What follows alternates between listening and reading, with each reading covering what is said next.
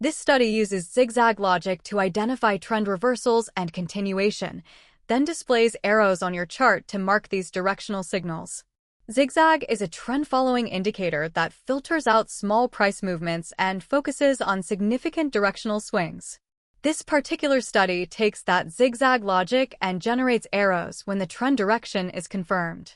Green arrows point up when an uptrend is identified. Cyan arrows point down when a downtrend is identified.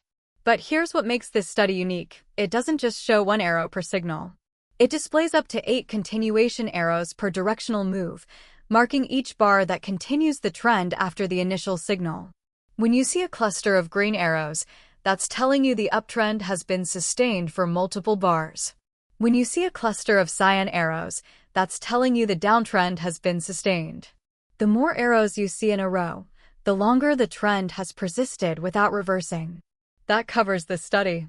When you're ready to add it to your charts, my TOS Chart Styles video is where you want to go. That's where I walk through my complete chart style setups and share the flex grid so you can use these studies too. If you found this helpful, share with your friends, hit the like button and subscribe. Thanks for watching.